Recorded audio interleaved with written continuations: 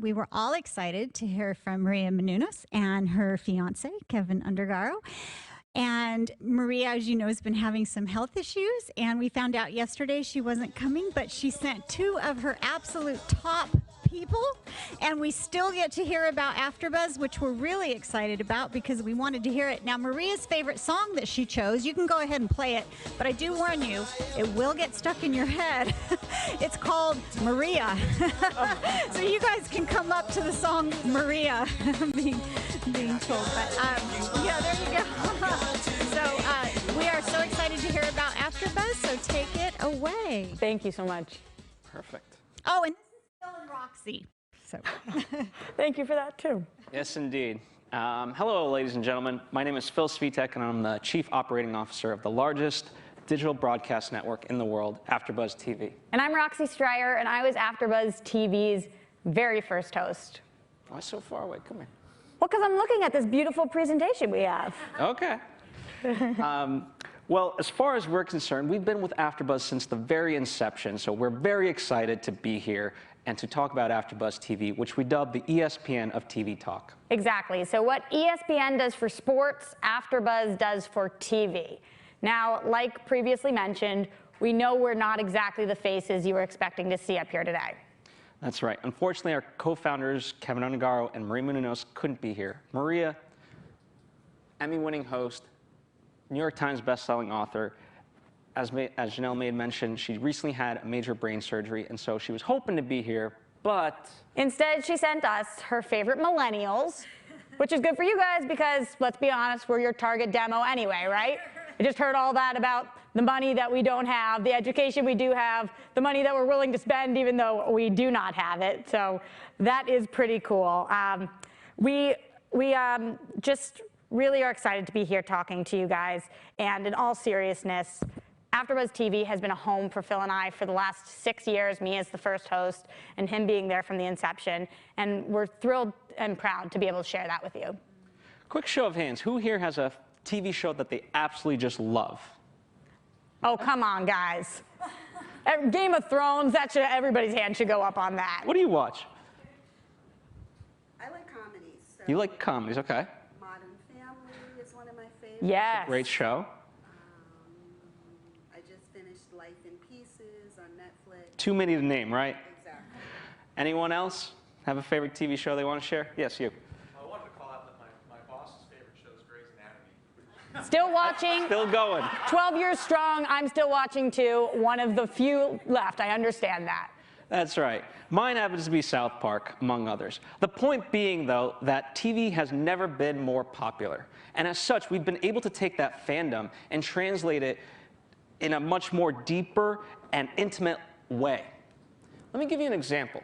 Take Talking Dead. It's a companion show to the hit series Walking Dead. In fact, Walking Dead is so popular that in 2016, when the season premiered, it was the #1 rated show that Sunday night. So you know us millennials love to ask questions, so I have to ask, what was the second highest rated show that night? I thought it was obvious. Talking Dead. That's right, it beat out shows such as Shameless, Master of Sex, and the highly coveted HBO's Westworld. I love all of those shows, so that is so wild because you're telling me that a 90-minute discussion show reviewing a TV show actually pulled numbers like that. Hashtag don't call me a liar. Hashtag I'm absolutely not. So what if there was an entire network dedicated to not just a Walking Dead after show, but after shows for all of your favorite TV shows? Which brings us to AfterBuzz TV, the ESPN of TV Talk. Now, there is no denying that we are currently in the golden age of television. So, AfterBuzz TV is the digital broadcast network dedicated to TV superfans just like me and all of you guys that reluctantly raised your hands. One of the things we're very proud of is to deliver the highest quality programming that we can to you guys. The other thing we're proud of is being the first to do this. Exactly. Before Talking Dead, there was AfterBuzz. There we were talking about Breaking Bad all the way to Jersey Shore. And by the way, when I say we, I mean our staff and our army of incredible hosts.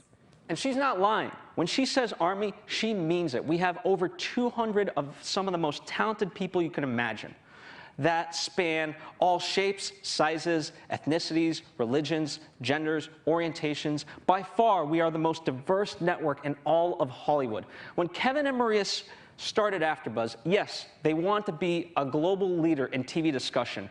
However, they also wanted to foster and nurture these careers of young, talented hosts. And they really did it. Honestly, standing here looking at all this, I feel so proud to say that their careers started at AfterBuzz TV. And by the way, there could be dozens more faces up there, but Phil told me we didn't have room for that on the slide, so this is what you got. But they're pretty amazing. Courtney Tesno at Entertainment Tonight, Adam Gertler, FX Movie Download, Danica Kennedy, TMZ, Jackie Moran with VH1. The list goes on and on. All of these people, they moved out to LA to be the next Maria Menounos. And now they actually had a place to do that. And they do it out of our amazing studio facility. So we have 5 studios, each multi-camera, HD, having the highest production quality you can imagine. That already separates us because most podcast studios don't have any video capability whatsoever. And in fact, by having 5 studios, most of them barely have 2 studios. So it separates us vastly. Also, we're in the heart of the entertainment industry, right next door to ABC, Warner Brothers, NBC, just to name a few. We can wave hello to Ellen. So now you're probably thinking, all right, how does it work? Is it complicated? No, it's actually pretty simple. So first, the hosts come and they watch their favorite shows live at one of our 8 viewing stations. Then they go into the studio and they break down the episode. Usually this is either with a cast member or a creator, a writer of the show. And by the way, all of this is streaming live. But of course, if you can't catch it live because we have busy lives, you can watch it on demand. Just like this. Hope you're enjoying. So let's review. We have 5 state-of-the-art multi-cam studios that Phil already talked to you about. We produce 100+ original weekly shows, which makes us the largest in the entire world at what we do. We have 300+ TV series that we cover every single year, 200 of the most incredibly talented entertainment hosts, and we go out to over 150 different countries. Now, part of how we do this, we know millennials love excuses. Any excuse that they can get, they love to take. So we've given them no excuses not to be able to consume us. Oh, man. That's right. Meaning we're platform agnostic. You have YouTube, you can watch us. You have iTunes, you can listen to us. And to make it even sweeter, we bring in all of Hollywood's A-list celebrities, from YouTube stars to rap artists to WWE superstars, Oscar winners. They're all there. But it's not just the celebrities that we're bringing in. It's also showrunners, creators, writers, anybody who can give us that behind-the-scenes information that actually helps us break news every week. And we do. We have AfterBuzz TV exclusives every single week. We get picked up by Variety, Entertainment Weekly, USA Today, Hollywood Reporter, and hundreds more. Now, in addition to our in-studio discussion shows, we also go out to the world and do live events. We were the very first to do a live viewing party when we did AMC's Breaking Bad for their season finale. We did it at Universal City Walk in front of 2,000 fans, and we put that together in less than a week. It was pretty incredible to be there. And of course, we're on all of Hollywood's hottest red carpets. You name it, Oscars, Emmys, Globes, SAGs, ESPYs, we are there. But that's not the coolest part. The coolest part is all of these entertainment hosts that flew from around the world to be in LA and be the next Maria Menounos are now standing next to Maria Menounos on these red carpets interviewing their favorite celebrities. So let's talk about who's actually listening. Podcasts grow 25% every single year, and currently there's a total of 67 million Americans alone that are listening. Of those 67 million, over 52% of them have an annual income over $50,000 a year. So what does that mean?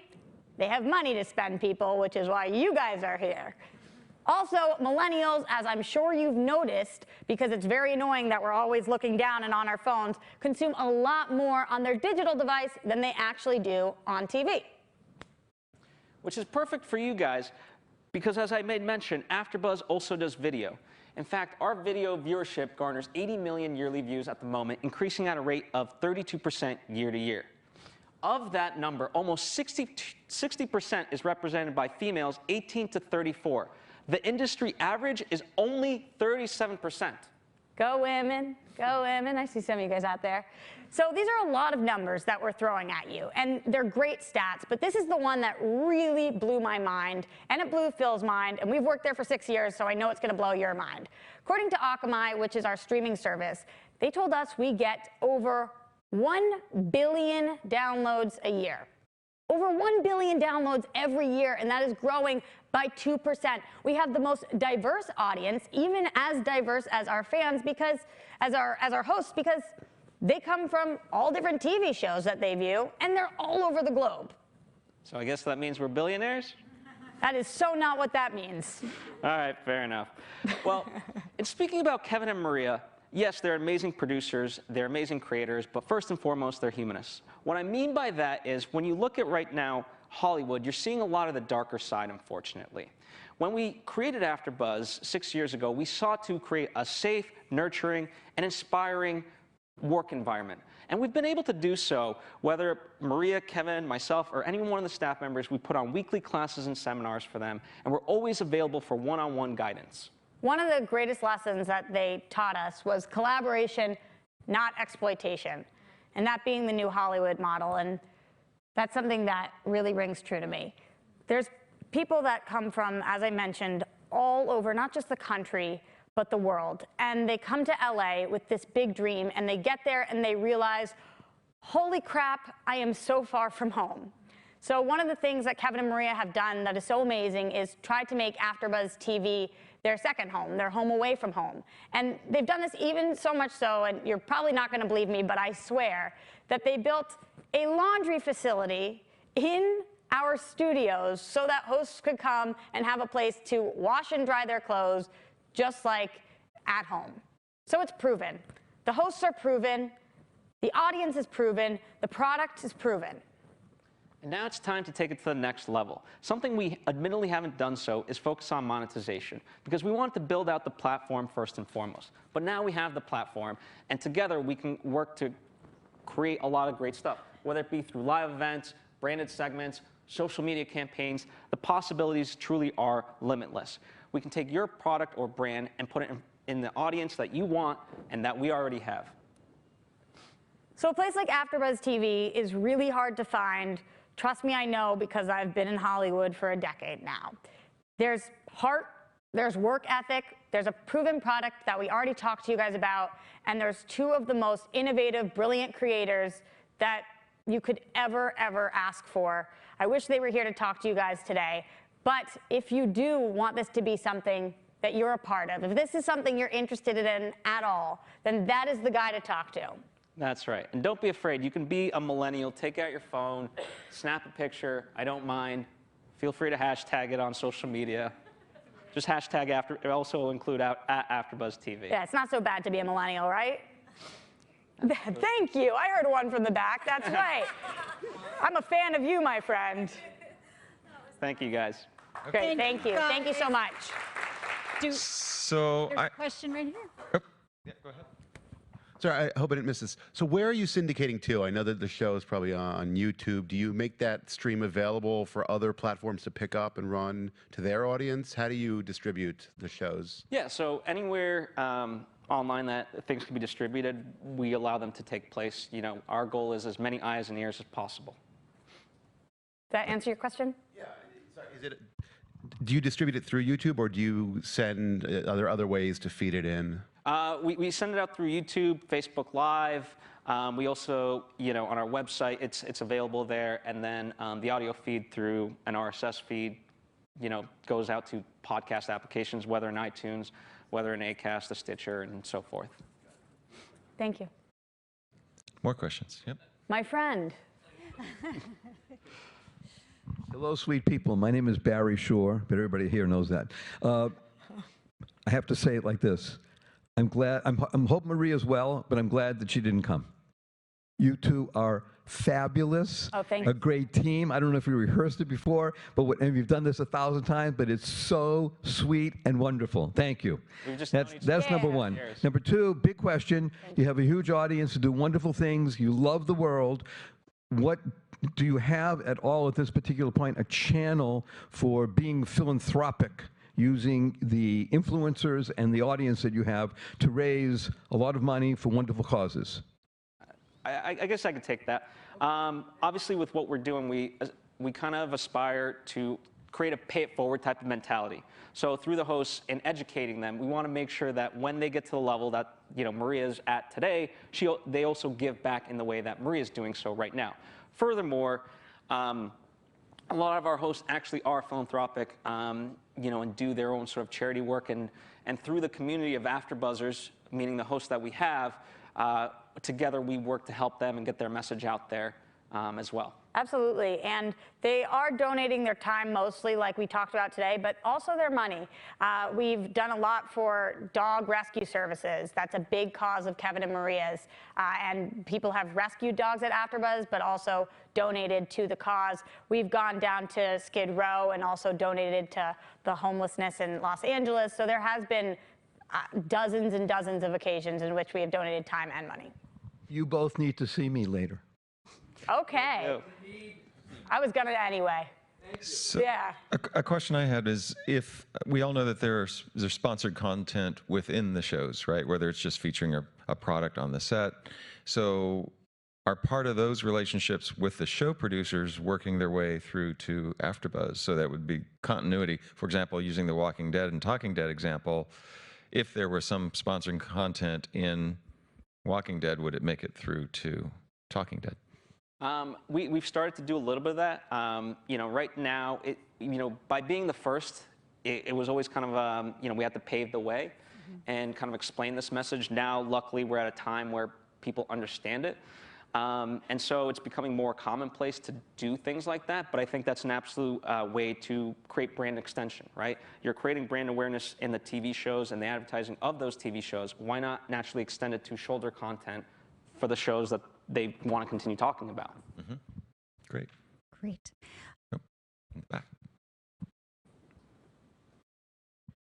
Thanks, you guys. I just want to follow up with a question around how you work with some of the content creators, not only your own content creators, but the actual content, the official content creators, and how you've been able to break across that protectionism to really create a secondary or a third derivative content environment. So we never ask anybody to watch our shows instead of watching these shows. It's in addition to watching these shows, which is why they all absolutely love us and send us their talent, because we're not competing with them. We're additional material that you can watch if you are a super fan. So I think that's one of the ways we've been able to foster such a strong relationship with these studios and these television shows and all of the cast and these publicists, because they love us. They know that we're not a threat. We're actually looking to elevate their show. And we also, the word authentic has been used a lot. And so when we make a recommendation as hosts through our outlets, people understand that as authentic, and it's a true recommendation. And therefore, if we say, hey, go watch this show, they'll check it out. So we have an influence over that, and that they recognize. In fact, Roxy did Stranger Things when Netflix asked us and they wanted to do the season 1 of that show. They really wanted to make a big splash. We were their official after show for that show. So here's a question. How much in your business planning, your future business planning, is affected by the concept that entertainment is something for which there's an insatiable appetite in our world? That basically it's a product that has no limit of supply and no limit of demand.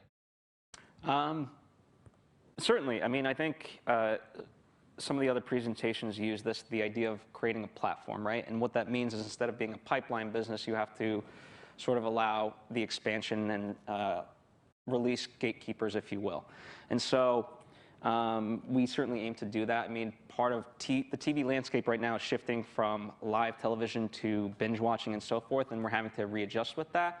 But I think we're getting better and better at doing so and predicting things. And whereas before we were sort of reacting to TV and going alongside it, now we're really helping shape it in a way. And so much so that, to give you sort of a subsidiary example, a lot of these showrunners of these TV shows, they'll come up to us and say, hey, based on what you guys are talking about, how can we affect storyline to get away from some of the predictions that you guys are making and make it better? Which is pretty cool.